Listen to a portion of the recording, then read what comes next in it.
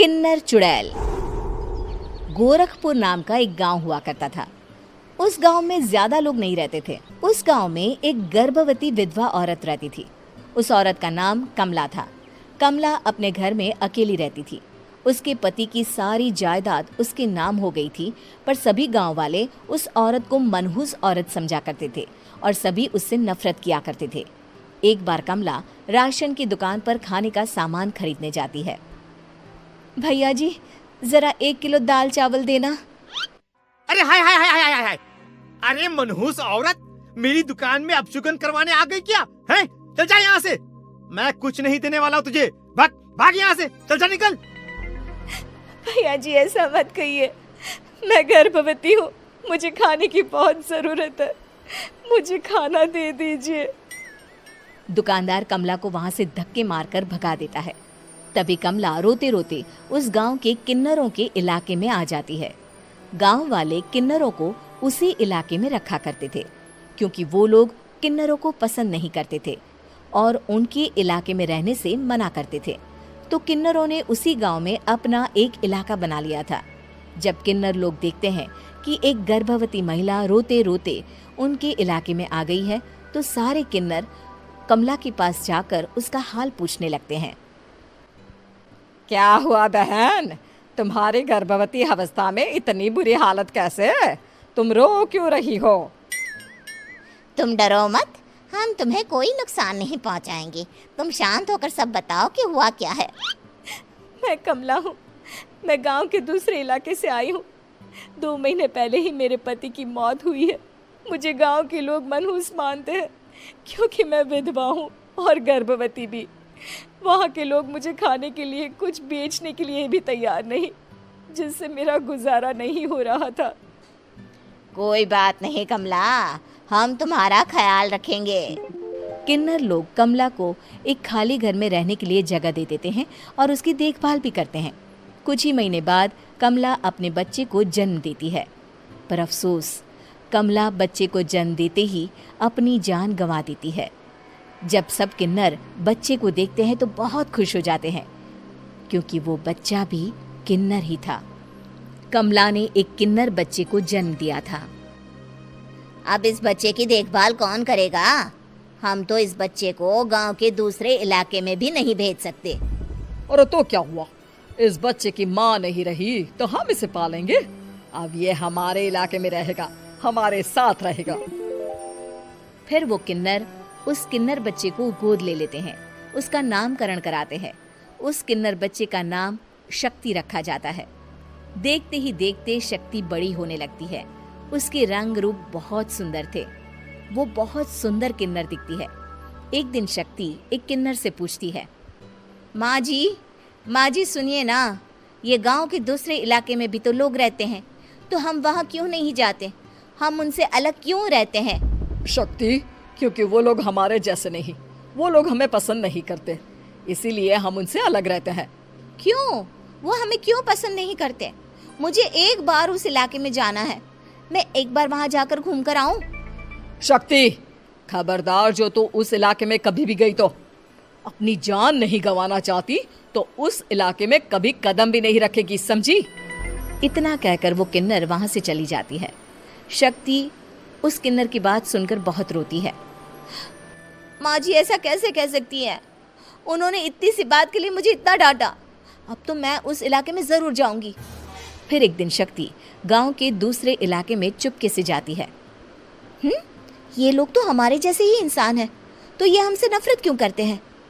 जब शक्ति उस इलाके में पहुंचती है तो गांव के सारे आदमी उसके रूप से मोहित हो जाते हैं।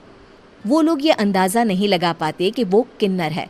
शक्ति की सुंदरता देखकर सारे गांव वाले उसकी तारीफ करने लगते हैं।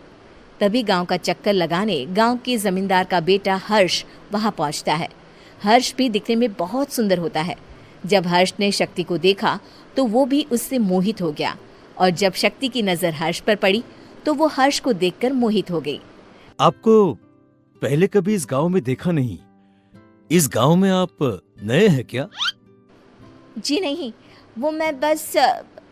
तभी शक्ति बोलते बोलते रुक जाती है और मन में सोचने लगती है, अगर मैंने इनको बता दिया कि मैं दूसरे इलाके से आई हूँ तो वो समझ जाएंगे कि मैं किन्नर हूँ, इसलिए मुझे इनसे झूठ ही बोलना पड़ेगा। शक्ति हर्ष को कहती है, जी हाँ, मैं इस गांव में नई आई हूँ, यहाँ अकेली रहती हूँ। वैसे आप कौन है? आप भी इसी गांव में रहते हैं? जी हाँ, मैं इस गांव के जमींदार का बेटा हूँ। आपको किसी भी चीज की जरूरत पड़े तो आप मुझे बता देना, मुझे अच्छा लगेगा। ऐसे ही शक्ति और हर्ष एक दूसरे से रोज मिलने लगते। वो दोनों अपने प्यार का इजहार करने एक दूसरे से मिलने जाते हैं। तभी शक्ति का पीछा करते करते एक किन्नर वहां आ जाती है।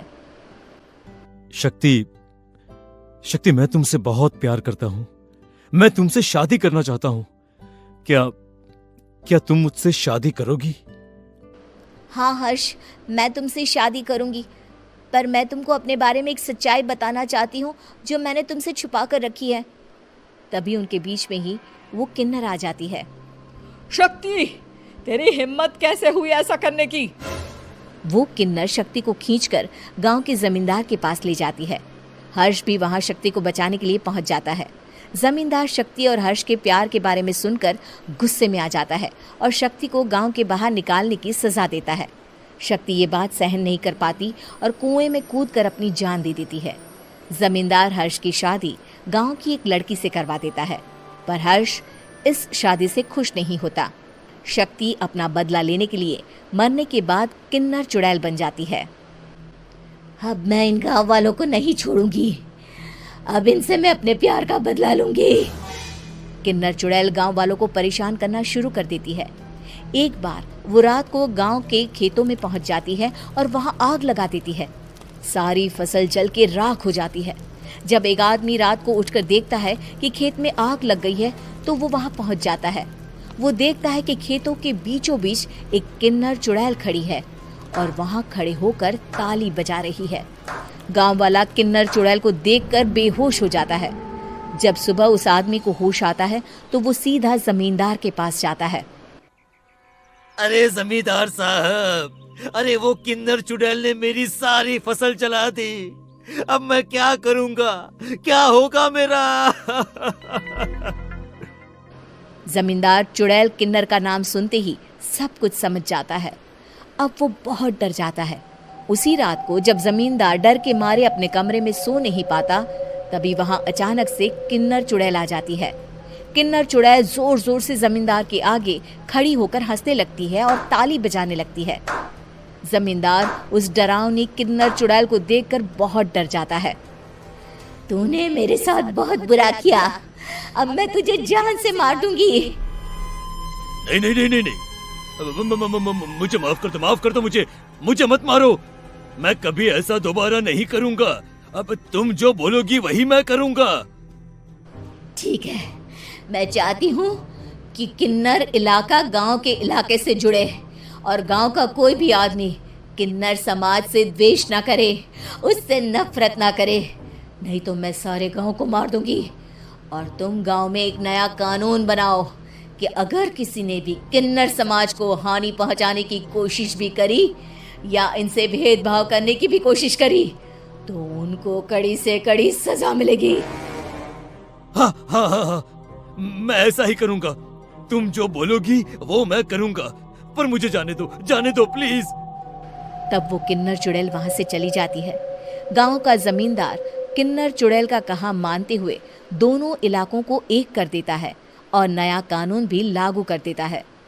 तब से वहां किन्नर समाज और बाकी गांव वाले शांतिपूर्वक रहने लगते हैं।